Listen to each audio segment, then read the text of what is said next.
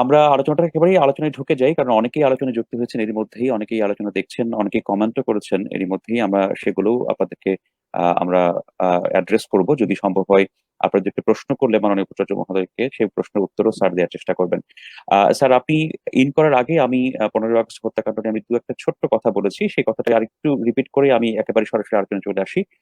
1972 সালে 15ই আগস্ট আমরা জাতির পিতা বঙ্গবন্ধু শেখ মুজিবুর রহমানকে হারিয়েছি, এবং একই সাথে এই রাষ্ট্রটি একটি উল্টো পথে যাত্রা শুরু করেছিল, এবং যার মাধ্যমে আসলে দীর্ঘদিন এই রাষ্ট্র যে পথে পরিচালিত হয়েছে সেটি আমাদের মুক্তিযুদ্ধের সম্পূর্ণ চেতনার বিরুদ্ধ একটি ঘটনা প্রবাহের মধ্যে রাষ্ট্রটি ছিল আর কি।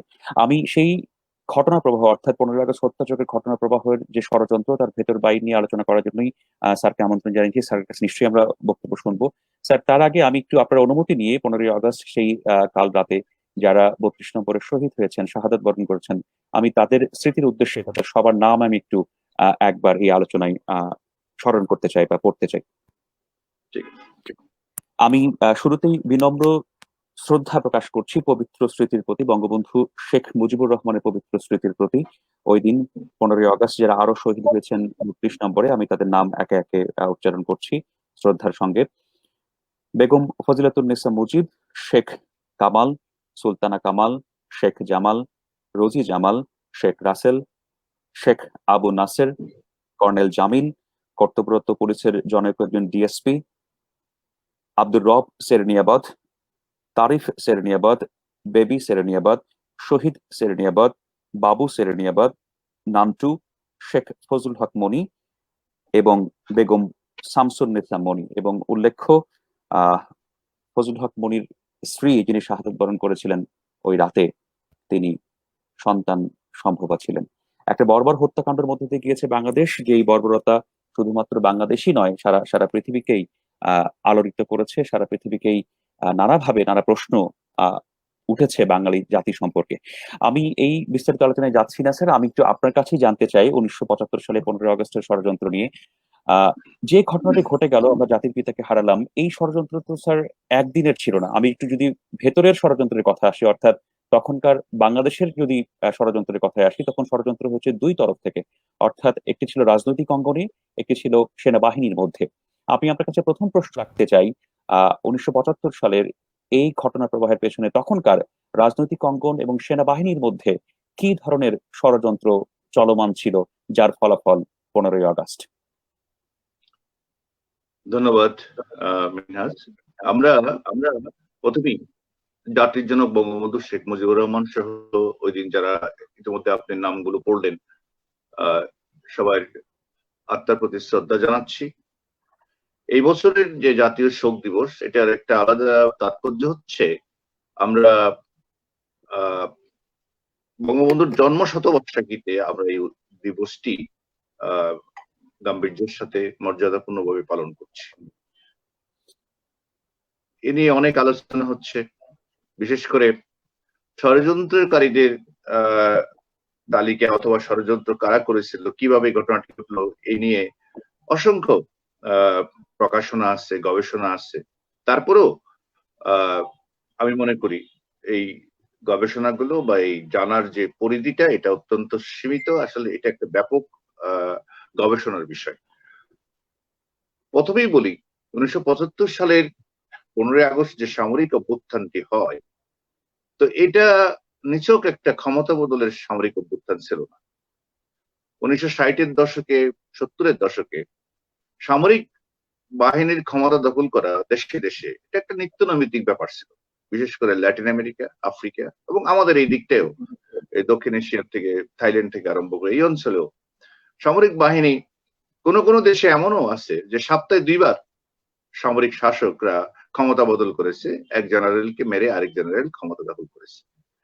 কিন্তু 15ই আগস্ট 1975 যে সামরিক অভ্যুত্থানটি হয়, এটা ওই ধরনের একটা ক্ষমতা হাত বদল করা, অর্থাৎ একজনকে মেরে আরেকজনের একটা শাসন কায়েম করা, এরকম কোন সামরিক অভ্যুত্থান কিন্তু এটা ছিল না। এটা ছিল একটা রাষ্ট্রটাকে বদল করা অভ্যুত্থান। ইতিহাস সাক্ষী দেয় যে অঞ্চলটা নিয়ে আমাদের এই বাংলাদেশ, আজকের বাংলা স্বাধীন সার্বভৌম বাংলাদেশ, এখানে অনেক ধরনের সামন্ত রাজা ছিল, উপনিবেশিক বিভিন্ন আহ শাসকদের প্রতিনিধিরা এখানে বিভিন্নভাবে শাসন করেছে। জমিদারা ছিল, ভূঁইয়ারা আমাদের এই দিকটাও এই দক্ষিণ এশিয়া কিন্তু থাইল্যান্ড থেকে আরম্ভ করে এই অঞ্চলেও সামরিক বাহিনী কোন কোন দেশে এমনও আছে যে সপ্তাহে 2 বার সামরিক শাসকরা ক্ষমতা বদল করেছে একজনের। আমি এটা বোধহয় একটা যান্ত্রিক কোনো সমস্যা হচ্ছে, কারণ যে কথাগুলো বলছি এই কথাগুলো আবার রিপিট হচ্ছিল। তো আমি যেখানটা বলছিলাম যে এই ঘটনাটি আমাদের যে এই যে দীর্ঘ আন্দোলন সংগ্রামের মধ্য দিয়ে একটা স্বাধীন সার্বভৌম রাষ্ট্র আমরা মালিকানা পেলাম জাতির জনক বঙ্গবন্ধু শেখ মুজিবুরের নেতৃত্বে, সেই রাষ্ট্রটির বিরুদ্ধেই একটা ষড়যন্ত্র, অর্থাৎ রাষ্ট্রটিকে বদলে ফেরার জন্যই কিন্তু এই ঘটনাটি ঘটানো হয়। আমরা এই যে রাষ্ট্রটি পেলাম জাতির জনক বঙ্গবন্ধু শেখ মুজিবুরের নেতৃত্বে, এটা হঠাৎ করে আকস্মিক কোনো ঘটনা নয়।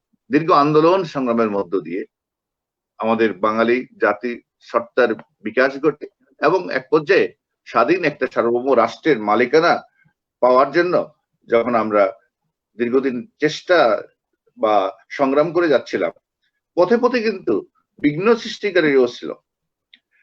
এই আন্দোলন সংগ্রাম যেটা আমরা দেখি, যদি আপনি একদম অনেক পুরনো ইতিহাসের দিকে নাও যান বা অন্যের ভাষা আন্দোলন থেকেও যদি শুরু করে, বাংলা ভাষা অধিকার প্রতিষ্ঠা করার জন্য যে আন্দোলন, সেই আন্দোলনের বিরোধিতাকারী ছিল এই বাংলা ভাষাভাষী মানুষ।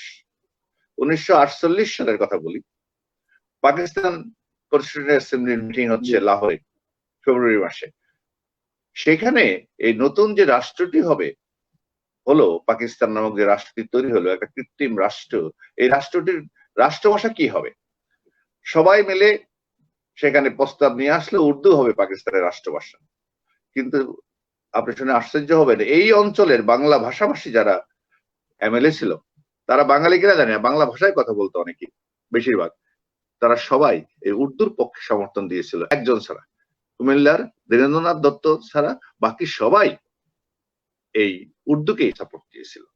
পরবর্তী পর্যায়ে আমাদের যত আন্দোলন, প্রগ্রেসিভ ধারার যে আন্দোলনগুলো আমরা বলবো, আপনি আমাদের এই দেশে পয়লা বৈশাখ পালন হবে কিনা হবে না এর বিরুদ্ধে এখন যেমন ছিল তখনও ছিল।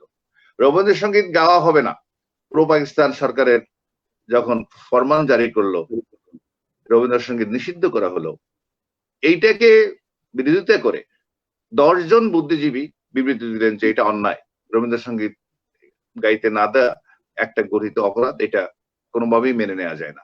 কিন্তু জানেন, এরপর দিন 110 জন বুদ্ধিজীবী, যার মধ্যে বিশ্ববিদ্যালয়ের শিক্ষক ছিল, তারা বিবৃতি দিয়ে পাকিস্তান সরকারের এই রবীন্দ্রসঙ্গীত নিষিদ্ধ করার যে ঘটনাটা, এটাকে সমর্থন করল। 6 দফার আন্দোলন কেবলমাত্র একটা স্বায়ত্ত শাসনের বিষয়, সেটাও কিন্তু বিরোধিতাকারী ছিল। পরবর্তী পর্যায়ে নিজের ভুল শুধরে নেওয়া তা ধরে নিয়েও মাওলানা ভাসানী সাহেবও কিন্তু 6 দফার বিরুদ্ধে ছিলেন। আমি এটুকু বললাম, বলো আমাদের এই আন্দোলন সংগ্রাম যেগুলো আছে এগুলোর বিপক্ষে ছিল। পরে 70 যে নির্বাচন, 70 নির্বাচনে 6 দফার উপর ভিত্তি করে নির্বাচন, কারণ বঙ্গবন্ধু শেখ মুজিবুর রহমানের নেতৃত্বাধীন আওয়ামী লীগ কিন্তু এই 6 দফার পক্ষেই ম্যান্ডেট চেয়েছিল 1970 নির্বাচন। 23.47% লোক এই নৌকা মার্কা এই 6 দফার বিরুদ্ধে ভোট দিয়েছিল। আর তারাই কিন্তু পরবর্তীতে যুদ্ধ অপরাধী হিসেবে যাদের আমরা বিচার করলাম, স্বাধীনতা যুদ্ধে যারা আমাদের মা বোনের ইজ্জত লুণ্ঠন করেছে, তাদের দোসর হিসাবে, পাকিস্তানি বাহিনীর দোসর হিসাবে এই গোষ্ঠীটা কিন্তু রয়ে গেল। এবং সেটা সংখ্যা আমি বলছি 1/4 হতে পারে। তাদের মধ্যে হয়তো সবাই অ্যাক্টিভ ছিলেন না, হয়তো 10% হয়তো মুক্তিযুদ্ধের বিরোধিতা করে কখনো কোনো পাকিস্তান হানাদার বাহিনীর পক্ষেও যুদ্ধ করেছে। এ হলো রাজনৈতিক ভাবে আমার বাঙালিত্ব বা বাঙালির স্বাধীনতা অর্জনের যে অভ্যন্তরীণ বিরোধিতাকারী শক্তিটা ছিল সেটা। এরপরে আসেন বাইরের কথাটা। পুরো বিশ্ব তখন 2 ভাগে বিভক্ত ছিল, পুঁজিবাদী বিশ্ব যেটা আমেরিকা নেতৃত্বে ছিল, আর একটা হচ্ছে সমাজবাদী বা সমাজতন্ত্রে বিশ্বাসী সোভিয়েত রাজ বলা হয় যেটা, সেই কোল্ড ওয়ারের সময়কার ঘটনা কিন্তু এটা মনে রাখতে হবে আমাদের। আমাদের এই মুক্তিযুদ্ধ যখন হয় তখন প্রায় সবকটা দেশ পরাশক্তি, সোভিয়েত ইউনিয়ন, তখন সোভিয়েত ইউনিয়ন এবং ভারত এবং তার মাত্র 5-7টা সঙ্গী দেশ ছাড়া বাকি সবকটা বৃহৎ শক্তি আমাদের বিরোধিতা করেছিল। 1971 সালে মুক্তিযুদ্ধের সময় আমাদের যত লোক মারা গেছে, আমি আজকে আরেকটা আলোচনা বলছিলাম 30 লক্ষ যে শহীদ, এর মধ্যে যারা বুলেটের আঘাতে নিহত হয়েছেন এর শতকরা 95% বুলেট ছিল চীনে তৈরি। আর চীন আমাদের এখন ডেভেলপমেন্ট পার্টনার। সৌদি আরব, মুসলমান বা ইসলাম অধ্যুষিত দেশগুলোর নেতৃত্বে যে ওআইসি আছে, এর প্রায় সবকটা দেশ আমাদের বিপক্ষে ছিল। এবং সৌদি আরব আমাদের এই স্বাধীনতার পরেও বাংলাদেশকে স্বীকৃতি দেয়নি। সৌদি আরব আমাদেরকে স্বীকৃতি দিয়েছে 1975 সালের 16ই আগস্ট বিকালে, অর্থাৎ বঙ্গবন্ধুর কাপন দাপন সম্পন্ন হওয়ার পরে, নিশ্চিত হওয়ার পরে সৌদি আরব আমাদেরকে স্বীকৃতি দিয়েছে। এই সৌদি বাদশারা পাকিস্তানি সেনাবাহিনীর লুণ্ঠন, অগ্নিসংযোগ এবং ধর্ষণের পক্ষে ছিল। আমি বলছি এই জন্য। আর আমেরিকা তো পরিপূর্ণভাবেই আমাদের স্বাধীনতা বিরোধিতাকারী। এই যে অভ্যন্তরীণ বিরোধিতাকারী, আমাদের মুক্তিযুদ্ধ অথবা অগ্রসরমান চিন্তার যে বিরুদ্ধাচারণকারী যে শক্তিটা বাংলাদেশে ছিল অভ্যন্তরে, আর যারা বাইরে ছিল, সবাই সম্মিলিত প্রচেষ্টাকে প্রতিহত করে এবং এটাকে পরাস্ত করে আমরা স্বাধীনতা অর্জন করি। অতএব এই স্বাধীনতাটা সহজে, অভ্যন্তরীণ শত্রু যারা ছিল তারা হয়তো কিছুদিনের জন্য চুপ মেরেছিল, তারাও যে কন্টিনজেন্সি প্ল্যান করে নাই। অর্থাৎ যুদ্ধ যখন সৈনিকরা জড়িত হয়, সেনাবাহিনীর লোকরা জড়িত হয়, সবসময় তারা কিন্তু যুদ্ধে যদি জিতে যায় কি করবে এটাও যেমন থাকে, আর যুদ্ধ হেরে গেলে কি করবে তার জন্য একটা প্ল্যান বি, প্ল্যান সি সেটা রাখে। যার কারণে দেখবেন যুদ্ধ যখন একেবারে পরাস্ত হচ্ছিল, 16 ডিসেম্বর যখন একেবারে আত্মসমর্পণের দিন আসলো, তার মতো 2 দিন আগে আমাদের বুদ্ধিজীবীদেরকে হত্যা করা হলো। এটা হলো প্ল্যান। অর্থাৎ এই দেশ যেহেতু ঠেকানো গেল না স্বাধীনতা, অর্থাৎ স্বাধীন হলেও যাতে এটা সাংস্কৃতিক ভাবে, এটা দার্শনিক ভাবে একটা দৈন্যতার মধ্যে পড়ে, এইসব প্ল্যান গুলো তাদের মধ্যে ছিল। এবং সেই প্ল্যানেরই অংশ হচ্ছে এই সম্মিলিত, অর্থাৎ অভ্যন্তরীণ এবং বাইরের যারা শত্রু ছিল, পরাজিত শক্তি। আমরা এই দেশে কেবল রাজাকার অথবা পাকিস্তানি বাহিরেই পরাজিত হয়নি, মনে রাখতে হবে আমেরিকার মতো পরাশক্তি, চীনের মতো পরাশক্তি, সৌদি আরবের মতো সম্পদশালী বৈদেশিক শক্তি এখানে পরাজিত হয়েছিল। আর এই যে দেশি বিদেশি সকল পরাজিত শক্তি, তাদের সম্মিলিত একটা প্রয়াস হচ্ছে 15ই আগস্ট 1975। সেদিন কেবলমাত্র জাতির জনকে হত্যা করা হয়নি, সেই হত্যাকাণ্ডের মধ্য দিয়ে আসলে রাষ্ট্রটাকে বদল করা হলো, আসলে এটাকে আবার পূর্ব পাকিস্তানে রূপান্তর করা হলো। দেখেন, একদল সেনাবাহিনী, বিপদগামী বলবো না, অত্যন্ত সংঘবদ্ধ সুপরিকল্পিত একটা গোষ্ঠী 32 নম্বরে বঙ্গবন্ধুর বাড়িতে আসলো। একই সময়ে শুধু বঙ্গবন্ধুকে হত্যা করলেই তো ক্ষমতা দখল করা যায়, তার পরিবারের সদস্যদের হত্যা করলেই, এর সাথে সাথে তারা টার্গেট করলো তার পরিবারের অন্যান্য আত্মীয় স্বজন। অর্থাৎ কোথা থেকে এই হত্যার প্রতিবাদ আসতে পারে? শেখ ফজলুল হক মনি, যুব নেতা অথবা মুক্তিযুদ্ধের যে মুজিব বাহিনীর অন্যতম প্রতিষ্ঠাতা, এখান থেকেও একটা প্রতিবাদ আসতে পারে।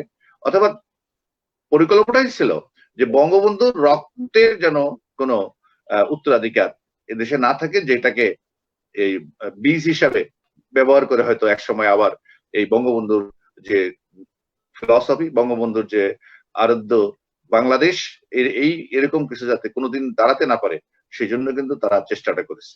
তারা রেডিও পাকিস্তানের আদলে বাংলাদেশ বেতারকে রেডিও বাংলাদেশ করে ফেললো।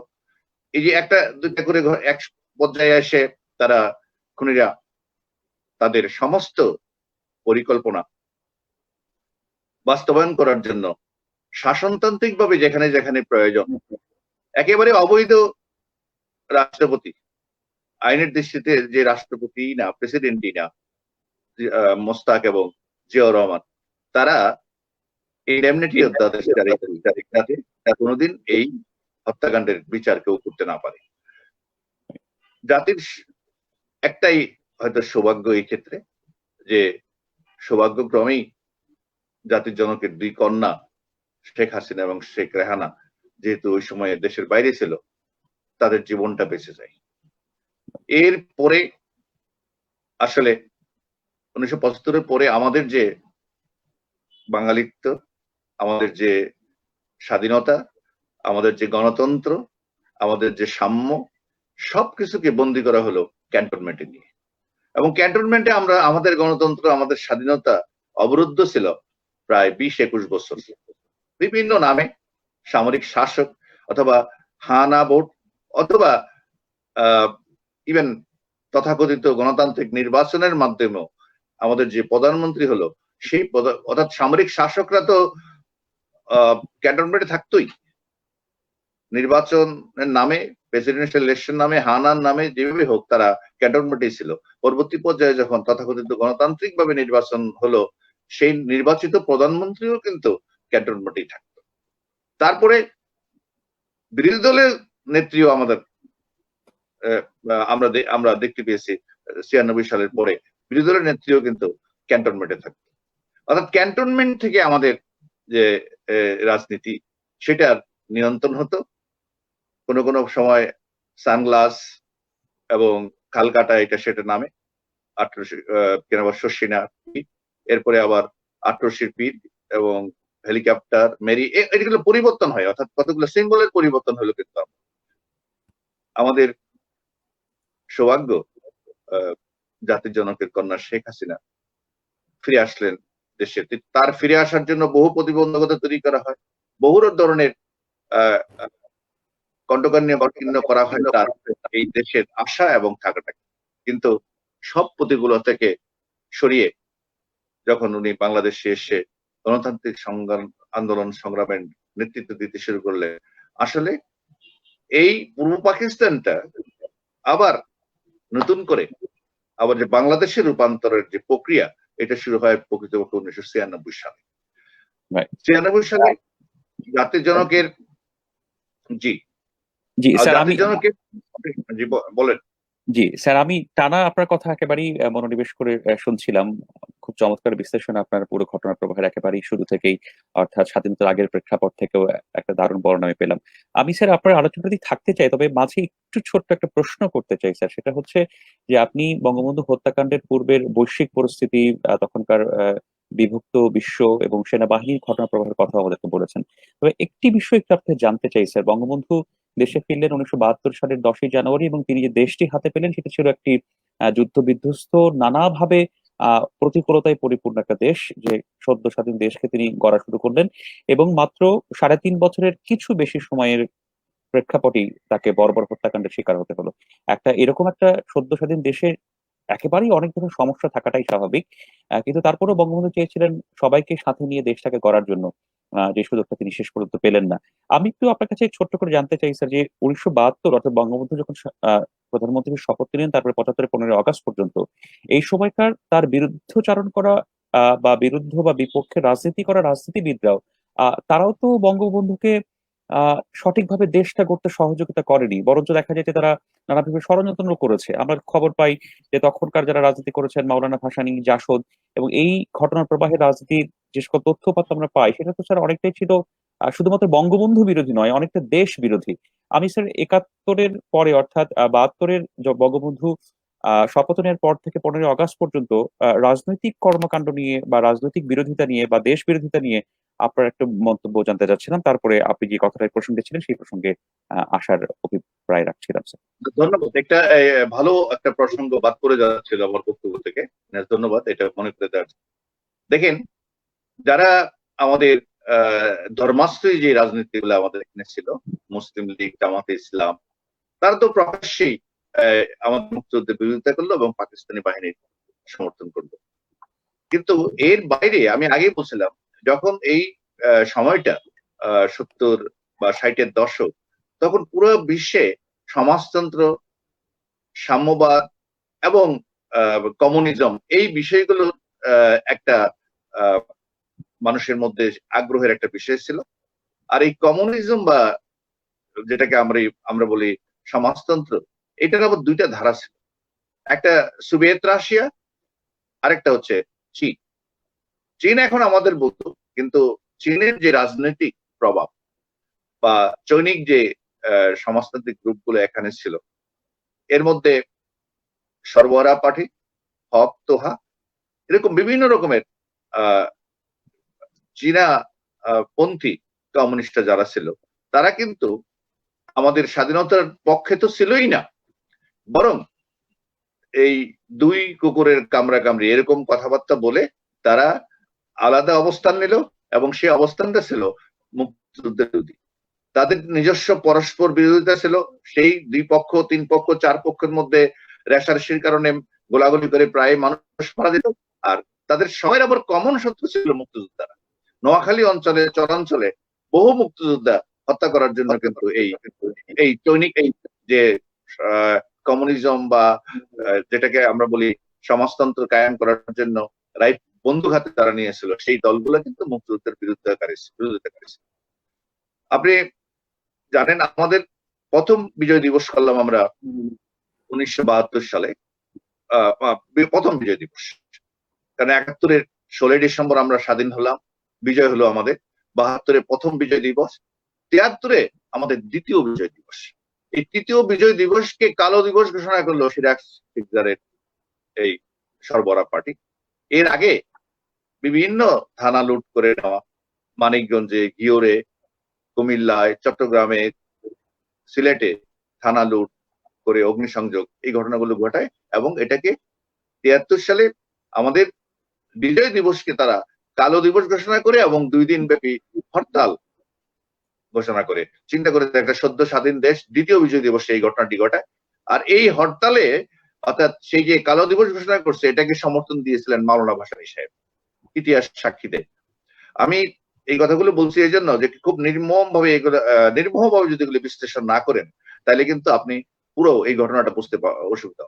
আর এর বাইরে আজকে আমাদের অনেক সময় 14 জোট, 16 জোট, এই যে দল দিয়ে জোট যেটা করি, এর মধ্যে যে অনেকগুলো দল ছিল, বিশেষ করে জাসদ, তাদের নেতৃত্বের যে হটকারিতা, আমি বলবো না, জাসদ যারা করেছে বা জাসদ ছাত্রলীগ যারা করেছে, তাদের মধ্যে অনেকে অত্যন্ত মেধাবী ছিল, কিন্তু সমস্যাটা নেতৃত্বের মধ্যে। তাদের যে কি উদ্দেশ্য ছিল, তাদের কি পরিকল্পনা ছিল, এবং তারা কি করতে চেয়েছিল, এই যে বিভ্রান্তি, এই বিভ্রান্তি পরে শত শত তরুণ কিন্তু জীবনও দিয়েছে, এবং বরাবর তারা হঠকারী সিদ্ধান্ত গ্রহণ করেছে, এবং হঠকারী সিদ্ধান্ত করতে গিয়ে রাষ্ট্রকে, সরকারকে এবং পুরো বাঙালির জাতিকে বিপর্যস্ত করেছে।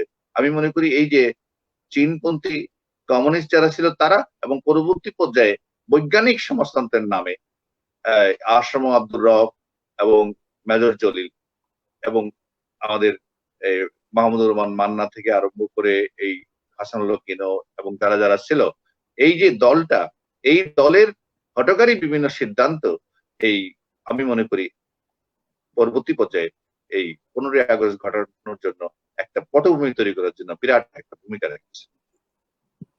জি স্যার, ধন্যবাদ। আমি আমি যে যে প্রসঙ্গটির উত্তর আপনার কাছে চেয়েছিলাম সেটা আমি পেলাম। আপনি একটা গুরুত্বপূর্ণ প্রসঙ্গ বলেছেন, সেনাবাহিনীর অভ্যন্তরের কথা। আমি স্যার একটা বিষয়, একজন খুব সামান্য শিক্ষাবিদ, আর্লি ক্যারিয়ার শিক্ষাবিদ এবং মুক্তিযুদ্ধের ঘটনা প্রবাহ নিয়ে পড়াশোনা করার মানুষ হিসেবে আমার একটা প্রশ্ন বারবার আমার মনের মধ্যে জাগে। স্যার, সেনাবাহিনীর মাত্র 2টো ইউনিট এবং মাত্র কয়েকজন অফিসার, 10-12 জন অফিসার, তাদের মধ্যে অধীনস্থ কিছু সেনা, তারা এত বড় একটা বর্বর হত্যাকাণ্ড ঘটিয়ে ফেললো, যার মধ্যে কয়েকজন শিশু সহ, নারী সহ, নিরস্ত্র মানুষ সহ তাদেরকে নির্মম ভাবে হত্যা করলো। আহ তারপরে স্যার আমরা কোথাও কোনো প্রতিবাদ দেখলাম না। প্রতিবাদ বলতে আমি রাষ্ট্রযন্ত্রের মধ্যে কোনো প্রতিক্রিয়া দেখলাম না। সেনাবাহিনীও ব্যাপারটাকে কোনো প্রতিক্রিয়া দেখালো না, কোনো ধরনের ব্যবস্থা নেওয়া হলো না। আবার প্রশাসন যন্ত্র, সরকার, সবাই সবাই ব্যাপারটাকে মেনে নিল, কোনো ধরনের প্রতিবাদ দেখালো না। আমি দুটো বিষয় আপনার কাছে স্পেসিফিকলি জানতে চাই যে সেনাবাহিনীর অভ্যন্তরে কেন স্যার তখন ব্যবস্থা নেওয়া সম্ভব হয়নি? এই ক্ষেত্রে আপনার মূল্যায়নটা কি? আর তখনকার রাষ্ট্রযন্ত্র বা প্রশাসন যন্ত্র আসলে কেন কোনো ধরনের প্রতিক্রিয়া বা অ্যাকশন নিতে পারেনি? আচ্ছা। যে দেখুন, আমাদের যে মুক্তিযুদ্ধ, এই মুক্তিযুদ্ধের সময় বাঙালি অফিসার, বাংলা ভাষাভাষী অফিসারদের মধ্যে মাত্র 87 জনের তালিকা পাওয়া যায় যারা আমাদের মুক্তিযুদ্ধে অংশগ্রহণ করেছিল। আর মুক্তিযুদ্ধের পরে 1100 1100 সামরিক অফিসার ফিরে এসেছিল পাকিস্তান থেকে। এই 1100 ফেরত আসাদের মধ্যে যাদেরকে আমরা নিজেদের করে সেনাবাহিনীতে নিয়ে নিলাম, তারা অবশ্যই সবাই যে মুক্তিযুদ্ধের বিরুদ্ধে ছিল তা না। তাদের অবস্থার প্রেক্ষিতে তারা বন্দিদশায় পাকিস্তানে ছিল। তারা আসলে বাংলাদেশের যে ঘটনা প্রবাহ, এগুলো অনেক কিছু হয়তো জানতো না, এবং তাদের ওই সময় হয়তো অনেকের করারও তেমন কিছু ছিল। কিন্তু আপনি শুনে আশ্চর্য হবেন, এই যে 1100 সামরিক বাহিনীর অফিসার আসলো, এদের বাইরেও আরেকটা গোত্র ছিল। সেটা হচ্ছে তাদের সংখ্যা 35 থেকে 37 জন এর নাম তালিকাভুক্ত আছে, যারা পাকিস্তানের পক্ষে যুদ্ধ করে শেষ পর্যন্ত নড়ে গেছে পাকিস্তানের পক্ষে। এবং এদের মধ্যে অন্তত 8 থেকে 10 জন রেসকোর্স ময়দানে যখন ভারতীয় সেনাবাহিনীর এবং মিত্র বাহিনী, যৌথ বাহিনীর নিকট পাকিস্তানি হানাদার বাহিনী আত্মসমর্পণ করে, তখন অন্তত 8 জনের নিশ্চিত করে বলা যায় তারাও আত্মসমর্পণ করেছিল এই রেসকোর্স ময়দানে পাকিস্তানের পক্ষে যুদ্ধ করে। তারা হলো বাঙালি, বাংলা ভাষায় তারা কথা বলছে।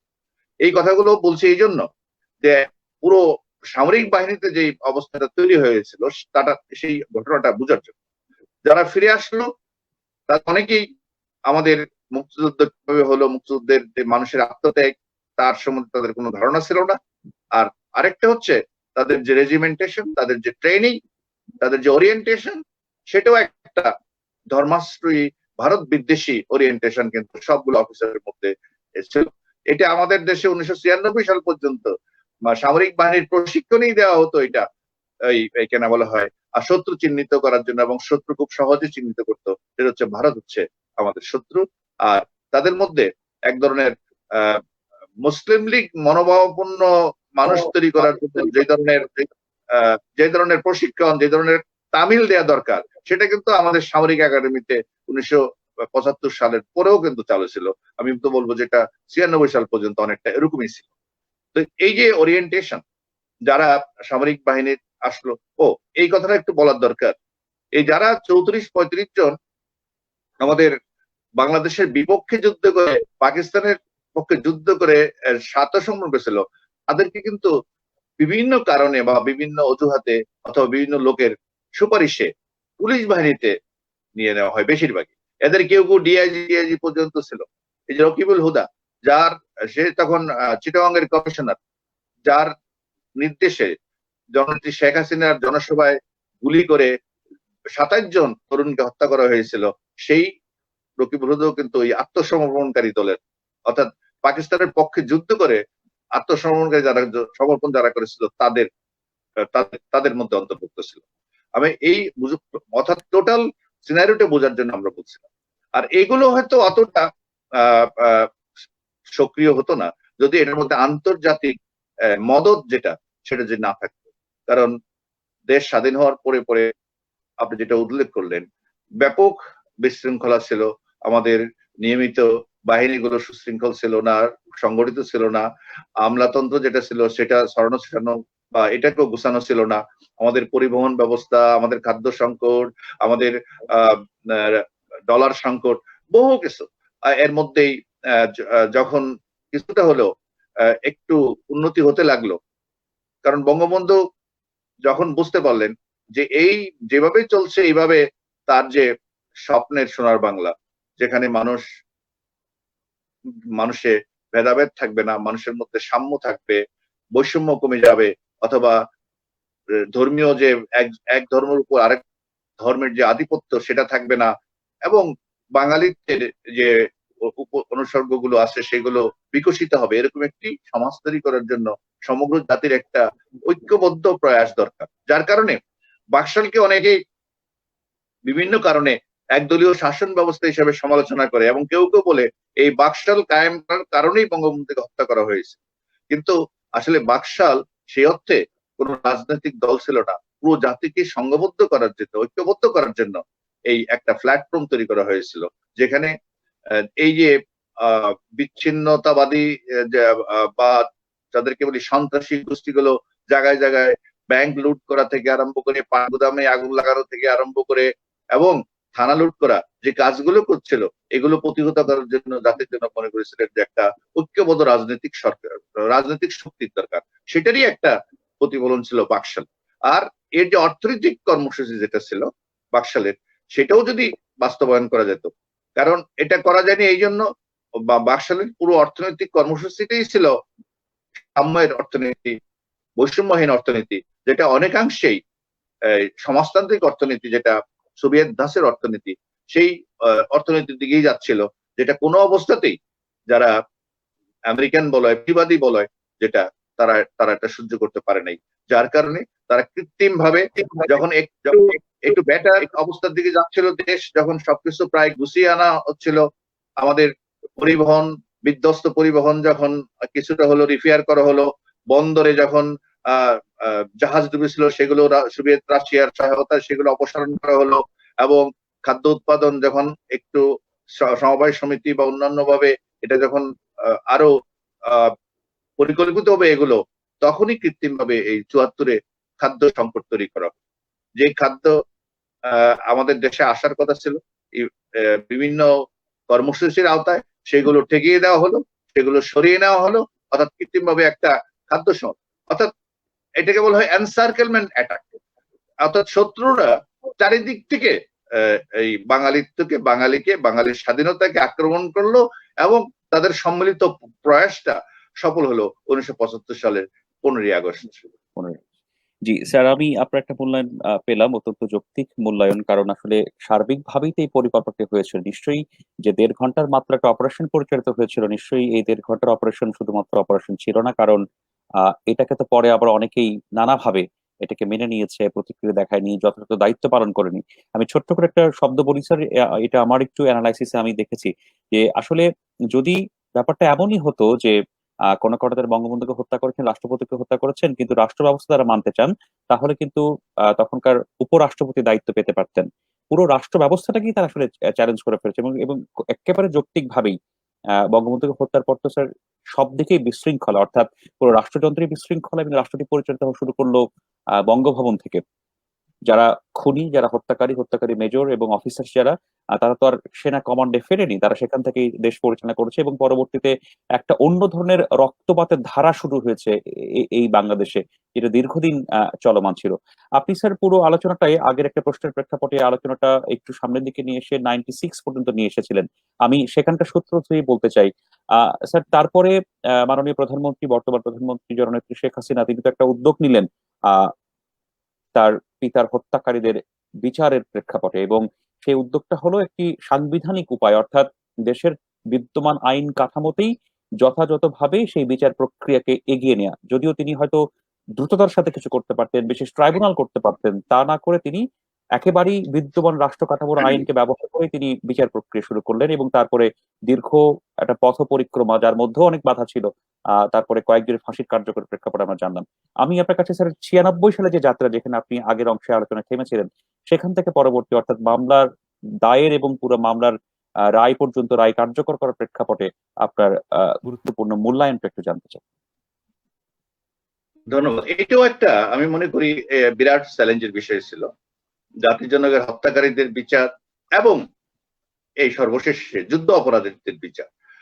এটা যখন শুরু হয়, আমি আগেই বলছি, এই হত্যাকারীদের যারা পৃষ্ঠপোষক ছিল, যারা আজকে যদি আপনি এই কয়েকদিন আগে যার মৃত্যুদণ্ড কার্যকর হলো ক্যাপ্টেন মাজেদ, তার যে সাক্ষাৎকার আজকে 2 দিন যাবত দেখা যাচ্ছে টেলিভিশনে, এটা যদি দেখেন তাইলেই বুঝতে পারবেন যে পুরো ব্যাপারটার মধ্যে এই পরবর্তী পর্যায়ে যারা ক্ষমতাসীন হয়েছিল, তারা যদিও বলে যে তারা হঠাৎ করে লোকেরা রাস্তা থেকে এনে তাকে এনে বসিয়ে দিয়েছে, এরকম কথাবার্তা বলার চেষ্টা করে, কিন্তু এখন দেখা যাচ্ছে শুরুর থেকেই চক্রান্ত ষড়যন্ত্রের সাথে এই লোকগুলো, বিশেষ করে সামরিক শাসক জিয়াউর রহমান, একেবারে সুস্পষ্ট ভাবে, যদি আজকে ক্যাপ্টেন মাজেদের সাক্ষাৎকারটি দেখে থাকেন তাহলে জাতির কাছে এটা খুবই সুস্পষ্টভাবে প্রতিফলিত হচ্ছে যে পুরো চক্রান্তের সাথে, ষড়যন্ত্রের সাথে এবং এটার ইমপ্লিমেন্টেশনের সাথে জিয়াউর রহমান সাহেব জড়িত ছিলেন।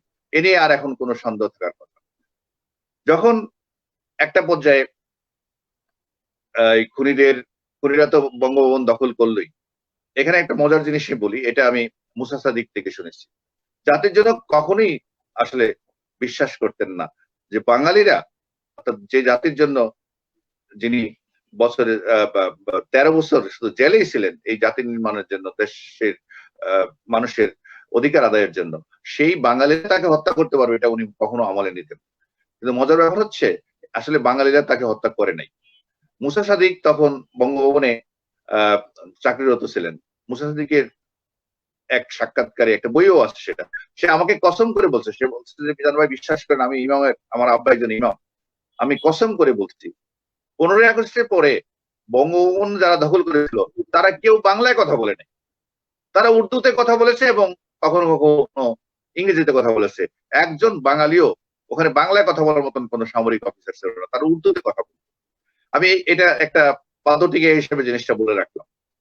এই খুনিরা যখন এক পর্যায়ে সমস্ত ঘটনাই ঘটে গেল, জেলখানা হত্যা ঘটিয়ে ফেললো, এর মধ্যে 7ই নভেম্বর এই ঘটনাগুলো একটার পর একটা ঘটলো। এক পর্যায়ে যখন এই খুনিদেরকে দেশে রাখাটা তাদের যারা মূল ক্ষমতাটা নেপথ্য থেকে দখল করেছে তাদের জন্য নিরাপদ মনে করলো না, তখন তাদেরকে বিদেশে পাঠানোর একটা প্রক্রিয়া শুরু করলো। তাদেরকে প্রথমে থাইল্যান্ডে পাঠিয়ে দেওয়া হলো।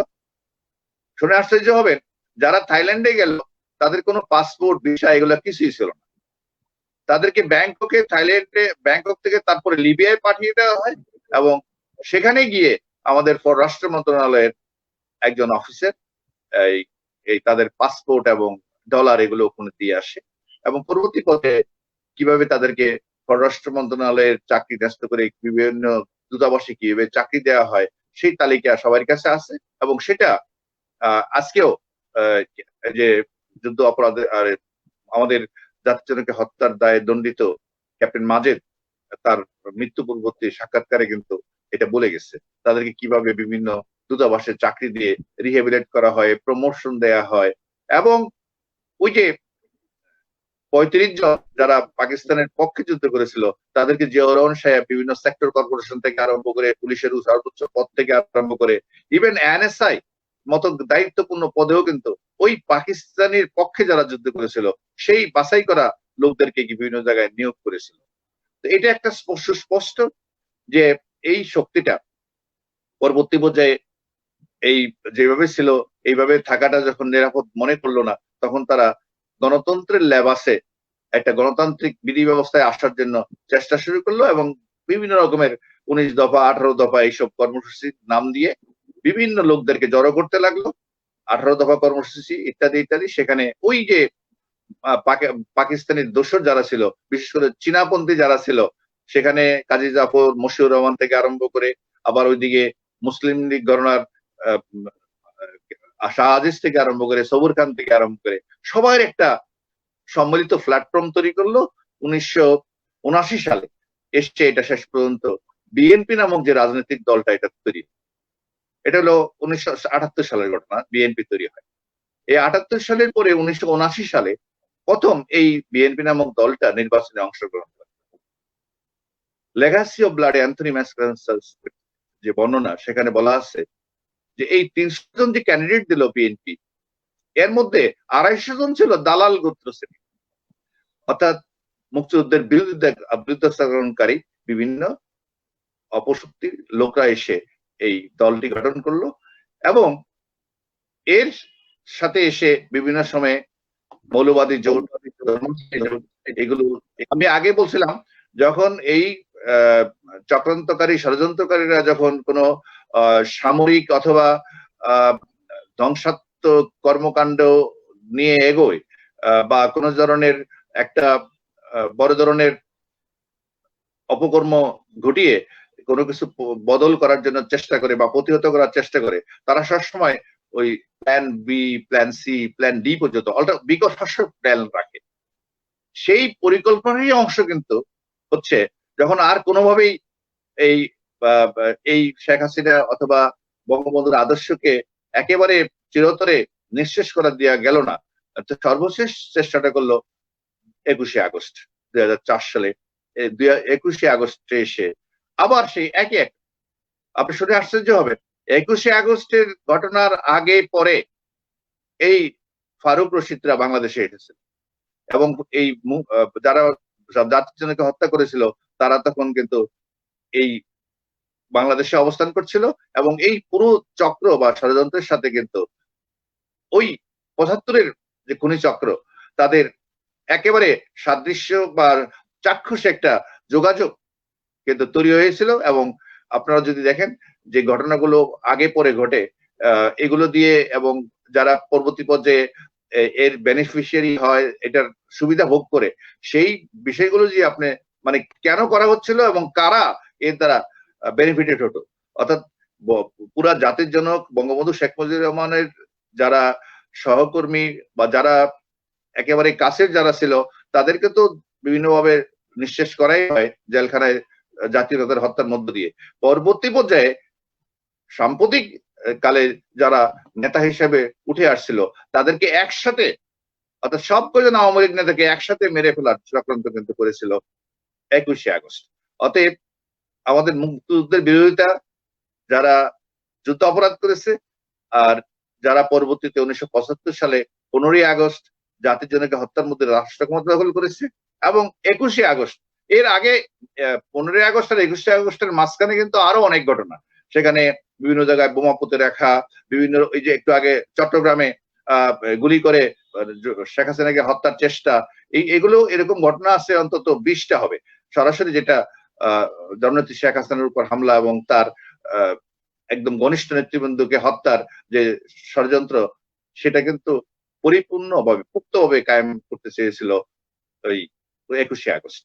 তো একইভাবে 1975 সালে যেরকম জাতির জনকের 2 কন্যা বিদেশ থাকার কারণে বেঁচে যান, এইবারও যেভাবে অলৌকিক ভাবে শেখ হাসিনা এই হামলা থেকে বেঁচে যায় এবং আমরা চিন্তাই করতে পারি না যদি এইবারও মানে 21শে আগস্ট যদি তারা সফল হতো তাহলে এই বাংলাদেশ আবার, আমি মনে করি যে আবার একই, কারণ একই গোষ্ঠী একই একই লোকের লোকরাই কিন্তু এই ঘটনাটা ঘটিয়েছিল।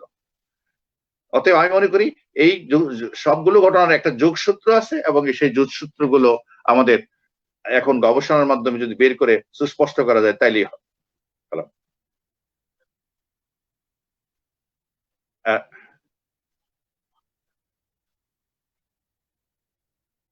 আচ্ছা, ঠিক আছে, ওকে ওকে। কতটুকু পর্যন্ত গেছে এটা, কোন জায়গাটা গেছে মনে?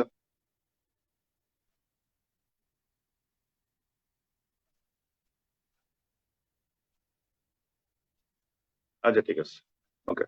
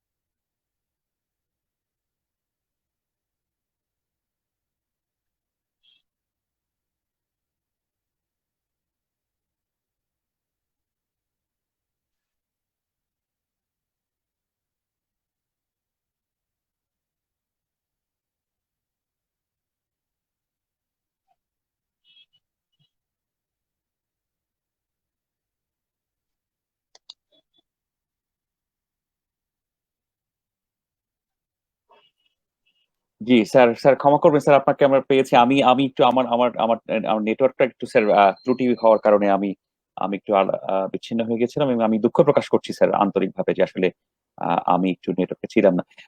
স্যার আপনি আমাকে শুনতে পাচ্ছেন স্যার?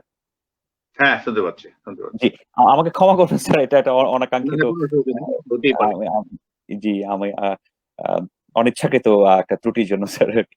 স্যার আপনি আলোচনায় বলছিলেন যে আসলে আমরা ৯৬ এর পরে ৯৬ আগের ঘটনা প্রবাহে, অর্থাৎ অর্থাৎ যারা বাংলাদেশটাকে ৭৫ এর পরবর্তীতে যারা আসলে বাংলাদেশটাকে যেভাবে কুক্ষিগত করে রেখেছিল, নানা কারণে ক্ষমতার শীর্ষে রেখেছিল, এবং পরবর্তী দেখা গেল যে তারা নানা নানা নানা নানা ফর্মে আবার আবার আ জনগণের কাছে, অর্থাৎ রাষ্ট্র পরিচালনা করার ক্ষেত্রে তারা চেষ্টা চালিয়েছে।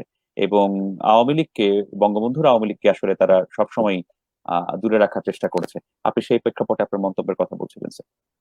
না, আমি যেখানটা বলছিলাম, আমি জানি না কতটুকু পর্যন্ত আমাদের দর্শকরা শুনতে পাচ্ছিল। আমার বক্তব্য ছিল এই যে সামরিক শাসক, বিশেষ করে জিয়াউর রহমান সাহেব যখন এক পর্যায়ে আহ, সিদ্ধান্ত নিলেন যে সামরিক লেবাস ছেড়ে আহ, উনি একটা তথাকথিত গণতান্ত্রিক লেবাসে চলে আসবেন, তার জন্য একটা রাজনৈতিক দল গঠন করার দরকার। তখন বিভিন্নভাবে প্রথমে ডিজিএফআই এর সহযোগিতায় মেজর জেনারেল মোস্তাফিজুর রহমান এবং মেজর জেনারেল শিশু, এই জাতীয়, তখন এই মেজর জেনারেলরা এইগুলো কন্ট্রোল করতো, সামরিক বাহিনীর ব্রিগেডিয়ার এন্ড অ্যাবভ কতগুলো লোককে নিয়ে সারা দেশের দলসুর যত লোক ছিল, অর্থাৎ মুসলিম লীগ ঘরানা যত লোক ছিল, অর্থাৎ পাকিস্তানি মেন্টাল সেট আপের যত লোক ছিল, এবং কাজী জাফরের মতো ওই বামপন্থী চীনাপন্থী মশিউর রহমান, জাদু মিয়ার মতো যারা যারা ছিল, সবাইকে সম্মিলিত একটা প্ল্যাটফর্ম তৈরি করে দিল। প্রথমে 18 দফা না 19 দফা কর্মসূচির মধ্য দিয়ে, পরপরে জাগো দল ইত্যাদি ইত্যাদি নাম দিয়ে শেষ পর্যন্ত বিএনপি নামক যে দলটা, এটা আত্মপ্রকাশ করলো 1978 সালে। এই দলটা প্রথম জাতীয় সংসদ নির্বাচনে অংশগ্রহণ করে 1979 সালে। লেগাসি অফ ব্লাড এর লেখক অ্যান্থনি ম্যাসকারেন্সাস বই, সেই বইয়ের মধ্যে লিখছেন যে 300 জন যে ক্যান্ডিডেট ছিল বিএনপি, এর মধ্যে প্রায় 250 জন ছিল দালাল গোত্র শ্রেণীর। মানে আমি এই কথাগুলো বলছি এই জন্য যে কারা এই বঙ্গবন্ধুকে হত্যা করলো, অর্থাৎ বাংলাদেশকে পিছনের দিকে ফিরিয়ে নিয়ে গেল, পাকিস্তানের দিকে আবার ধাবিত করলো, সেই লোকগুলাকে চিহ্নিত করার জন্য। আর যেই চক্রান্ত, যে ষড়যন্ত্র 1975 সালে জাতির জনককে হত্যার মধ্য দিয়ে একটা একটা রূপ পায়, সেটা যখন দেখলো যে এটা কমপ্লিট হয় না এই প্রসেসটা, কারণ জাতির জনকের কন্যা যখন বেঁচে গেল বিদেশ থাকার কারণে, এবং সে যখন আবার এই দেশকে আবার অগ্রগতির দিকে, অথবা যেটাকে আমরা প্রগতিশীলতার দিকে নেতৃত্ব দিতে লাগলো, অর্থাৎ পাকিস্তান, পুরো পাকিস্তানটাকে আবার যখন ঘুরিয়ে বাংলাদেশের দিকে নিয়ে আসার যাত্রা শুরু করলো, তখনই কিন্তু এই 21শে আগস্ট আবার একই চেষ্টা করা হলো। কথিত আছে, কথিত না, এটা এখন দালিলিক প্রমাণ আছে, 2004 সালে যখন 21শে আগস্টের গ্রেনেড হামলা হয়, তখন এই 71-এর খুনি ডালিম রশিদরা কিন্তু বাংলাদেশে এসেছিল। ওই সময় তাদের অবস্থান বাংলাদেশে ছিল। এর আগে তাদেরকে কিভাবে পৃষ্ঠপোষকতা করা হলো বিভিন্ন সময়ে, সেগুলো তো আছেই। জিয়াউর রহমান সাহেব, এরশাদ সাহেব কিভাবে এদেরকে, তো এই ঘটনাটা এই জন্য বলছি, 1971 সালে মুক্তিযুদ্ধের বিরোধিতা, 1975 সালে জাতির জনককে হত্যা, এবং পরবর্তীতে এসে 21-এর গ্রেনেড হামলার মাধ্যমে পুরো আওয়ামী লীগ নেতৃত্বকে, যেমনটা তারা 3রা নভেম্বর একবার জেলখানায় আওয়ামী লীগের শীর্ষ নেতৃত্বকে হত্যার মধ্য দিয়ে নেতৃত্ব শূন্য করতে চেয়েছিল, আর এটা 21শে আগস্ট হলো এই একই প্রক্রিয়ার অংশ। অর্থাৎ পুরো আওয়ামী লীগ অথবা এই প্রগতির ধারা, আমাদের অগ্রসমান চিন্তা বাঙালিত্বের ধারা, এখানে হয়তো আপনি বলতে পারেন ধর্মনিরপেক্ষতা, সাম্যবাদ, সমাজতন্ত্র, এগুলোতে অনেক ধরনের রিফর্ম, অনেক ধরনের পরিবর্তন, পরিমার্জন হয়েছে। তারপরেও অর্থাৎ আমাদের মুক্তিযুদ্ধের যে মূল চেতনা, স্পিরিটটা যেটা ছিল, সেটাকে ধারণ করার মতো একমাত্র দল হচ্ছে এই বাংলাদেশ আওয়ামী লীগ, এবং তার মিত্র যারা আছে তাদেরকে একসাথে মিলে শেষ করার পরিকল্পনা করা হয় 2004 সালে 21শে আগস্ট। অতএব আমি বলি এটা একটা একই সূত্রে কথা, এবং এই চক্রটা থেমে নাই, তাদের চক্রান্ত ষড়যন্ত্র এখনো চলছে। আর বিশেষ করে এখন যদি আপনি বলেন, এখন আন্তর্জাতিক একটা খুব ঘোলাটে পরিস্থিতির মধ্য দিয়ে যাচ্ছি, এশিয়া, বিশেষ করে আমাদের এশিয়ান অঞ্চলটা আরো বেশি ঘোলাটে। ওই সময় তো কেবলমাত্র 2টা বলয় ছিল, একটা সোভিয়েত রাশিয়া বলয়, আর আরেকটা হচ্ছে আমেরিকান বলয়। কিন্তু আমাদের এশিয়ান কনটেক্সটে শেষ করতে হবে আপনার বোধ হয়, নাকি? না না স্যার, প্লিজ আপনি, আপনার যদি সময় থাকে স্যার আপনি বলতে পারেন। আমি আমি এই প্রসঙ্গটা, সাম্প্রতিক প্রসঙ্গটা বলি, এটা শেষ করবো। সেটা হচ্ছে, দেখেন, এখনো কিন্তু এই আন্তর্জাতিক অঙ্গলে আন্তর্জাতিক ক্ষমতা এবং তাদের মতাদর্শগত টানাটানিটা কিন্তু এখনো আছে, বিশেষ করে এশিয়ান রিজন। একটা তো আছে আমাদের মধ্যপ্রাচ্য, বিশেষ করে সৌদি আরব সহ এবং আরো কয়েকটা দেশ, তাদের পেট্রো ডলার এবং ডলারের সাথে সাথে তাদের মরু সংস্কৃতি রপ্তানি করা, একটা, সেটা জঙ্গিবাদের পৃষ্ঠপোষকতার মধ্য দিয়ে হোক, মৌলবাদী পৃষ্ঠপোষকতার মধ্য দিয়ে হোক, সেই চেষ্টা কিন্তু অব্যাহত আছে। আর আমরাও এটা থেকে বেরিয়ে আসতে পারছি না, এই জন্য যে আমাদের প্রচুর লোককে কর্মসংস্থানের করতেন জন্য এই মধ্যপ্রাচ্য, বিশেষ করে সৌদি আরব সহ আশেপাশে কয়েকটা দেশে যেতে হয়। সেখানে কিন্তু কেবলমাত্র সেখান থেকে ডলার আসছে এটা মনে করার কোনো কারণ নেই। এর সাথে সাথে তাদের যে মতাদর্শ, তাদের সালাফি মতবাদ, এটা রপ্তানি করার একটা প্রক্রিয়া, যেটার অংশ হচ্ছে এই জঙ্গিবাদ এবং অন্যান্য। আরেকটা হচ্ছে আমাদের মুক্তিযুদ্ধের অন্যতম বন্ধু, অর্থাৎ আমাদের মুক্তিযুদ্ধে যারা আমাদেরকে সবচেয়ে বেশি সহযোগিতা করেছিল, ভারত। ভারত আমাদের বন্ধু রাষ্ট্র, মুক্তিযুদ্ধের সহায়তার কারণ তারা আমাদের 1 কোটি লোককে আশ্রয় দিয়েছিল, এবং প্রত্যক্ষভাবে তারা আমাদের সহযোগিতা করেছিল। কিন্তু ভারত রাষ্ট্রটি এখন যে অবস্থা, বিশেষ করে এটার সরকার কাঠামো এবং মতাদর্শগত ভাবে যেই অবস্থার মধ্যে যাচ্ছে, এটা এখন একটা বিভিন্ন ধরনের একটা মৌলবাদী রাষ্ট্রের দিকে কিন্তু ধাবিত হচ্ছে। বিশেষ করে বর্তমান সরকার, যে সরকারটি আছে, সেই সরকার একেবারে ওখানে একটা রাম রাজত্ব কায়েম করার একেবারে ঘোষণা দিয়েই বসছে, যে এই রামরাজ কায়েম করবে। তো একটা দেশ যখন তার ধর্মকে প্রশাসনে বা রাজনীতিতে নিয়ে আসে এবং এটাকে যখন প্রাধান্য দেয়, তখন আরেকটা দেশে যখন ধর্মের উত্থান হবে, মানে কেউ যদি বলে আমাদের ভারতটা হবে হিন্দু রাষ্ট্র, তার কোনো অধিকার নাই পাকিস্তান বা বাংলাদেশের কেউ কেউ যদি বলে যে বাংলাদেশ হবে একটা ইসলামী রাষ্ট্র। এই জায়গাটার মধ্যে কিন্তু একটা নতুন ধরনের একটা দ্বন্দ্ব তৈরি হয়ে আসে, কিন্তু মনে রাখতে হবে। আর আরেকটা হচ্ছে যে চীন, যা শুরুতে আমরা বলছিলাম যারা আমাদের স্বাধীনতার বিপক্ষের অন্যতম একটা শক্তি ছিল, তারা হচ্ছে আমাদের এখন ডেভেলপমেন্ট পার্টনার।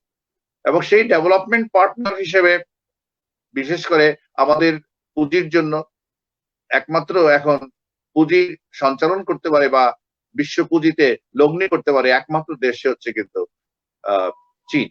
তা আমাদের বিভিন্ন উন্নয়ন কর্মসূচিতে তাদের অংশগ্রহণ আছে এবং এই অংশগ্রহণ দিন দিন বাড়ছে। আমরা একটা টানাপোড়েনের মধ্যে চলে আসলাম। ইতিমধ্যে ভারত চীন দ্বন্দ্ব এবং সৌদি আরব সহ ইসলামী দেশগুলোর উপর আমেরিকার আধিপত্য, এই সব কিছু বলে যে এই ত্রিমুখী যে সংকট, বিশেষ করে ভারতের সাথে আমাদের সম্পর্ক অবশ্যই বন্ধুত্বের সম্পর্ক, কারণ আমরা যত ঘটনাই ঘটুক না কেন, আমি বহুবার এই কথাটা বলছি, অনেক কিছুই আপনি পরিবর্তন করতে পারেন। বন্ধু যদি আপনার সাথে ঝগড়া করে তার সাথে বন্ধুত্ব সম্পর্ক সেট করে দিতে পারেন, অথবা নতুন বন্ধুত্ব করতে পারেন, অথবা আপনার স্ত্রীর সাথে যদি আপনার সমস্যা একটা পর্যায়ে চলে যায়, ডিভোর্স দিয়ে আরেকটা বিয়েও করতে পারেন, কিন্তু সমস্যা বদল করতে পারেন, কিন্তু আপনি আপনার প্রতিবেশী বদল করতে পারবেন না। প্রতিবেশীর সাথে আপনাকে থাকতেই হবে। এই যে চীন এবং ভারতের মধ্যে দ্বন্দ্ব এবং পেট্রো ডলারের অনুপ্রবেশ, এই যে ত্রিমুখী যে সংকটগুলো এখন আন্তর্জাতিক রাজনীতি চলছে, সেখানে মাননীয় প্রধানমন্ত্রী শেখ হাসিনাকে ধন্যবাদ যে যেই পলিসিটি জাতির জন্য দিয়ে গিয়েছিলেন আমাদের পররাষ্ট্রনীতিতে, যে কারোর সাথে বৈরিতা নয়, সবার সাথে বন্ধুত্ব, এটা দিয়ে অত্যন্ত সুচিন্তিত ভাবে অথবা বিবেচনার সাথে যে পররাষ্ট্রনীতি রাষ্ট্র পরিচালনা করে যাচ্ছেন, এই জন্য মাননীয় প্রধানমন্ত্রীকে ধন্যবাদ। কারণ আমাদের অবস্থানটা এটাই হওয়া উচিত, কারোর সাথে শত্রুতা নয়, সকলের সাথে বন্ধুত্ব। এই অবস্থাটা বলেও আমি বলবো যে এই যে আন্তর্জাতিক রাজনীতির যে খেলাটা বিশেষ করে এশিয়ান রিজনে এখন চলছে, এটা অত্যন্ত মারাত্মক ষড়যন্ত্রের রূপ নিতে পারে। সেই জন্য আমি বলবো যারা 15ই আগস্ট ঘটিয়েছিল অথবা 21 আগস্ট ঘটিয়েছিল, তাদের মধ্যেও কিন্তু এই শক্তিগুলো একটা অনুপ্রবেশ ঘটতে পারে এবং আবার এই একই ধরনের যে পরিকল্পনা বিভিন্ন আন্তর্জাতিক মহল থেকে বাংলাদেশের শক্তিকে, বাংলাদেশের অগ্রযাত্রাকে ব্যাহত করার জন্য, অথবা বাংলাদেশের বাঙালি নেতৃত্ব বা বাঙালির চাওয়া অভিপ্রায় এগুলোকে বাধাগ্রস্ত করার জন্য যে চক্রান্ত ষড়যন্ত্রগুলো হচ্ছিল, সেগুলো কিন্তু এখন আবার মাথাচাড়ি দেওয়া ওঠার সম্ভাবনা আছে এবং এগুলো আন্তর্জাতিক পৃষ্ঠপোষকতা পাওয়ার একটা সোর্স কিন্তু আছে, যেটা আমি আপনাদের এই মাত্র বললাম। আমি মনে করি এই আজকের এই বঙ্গবন্ধুর 45তম শাহাদাত বার্ষিকীতে আমাদের সবচেয়ে বড় একটা সতর্কতার বিষয় হচ্ছে যে ওই টানাপোড়েনটা, অর্থাৎ বাইপোলার যে একটা পৃথিবী ছিল সেটা হয়তো নাই, কিন্তু এই নতুন করে এই যে নতুন সিনারিওটা জিওপলিটিক্যাল যে টানাপোড়েন তৈরি হলো, এটা কিন্তু কখনো কখনো চক্রান্ত ষড়যন্ত্রের রূপ নিতে পারে। সেই জন্য কিন্তু আমাদের সবাইকে সতর্ক থাকতে হবে, এই আমার বক্তব্য।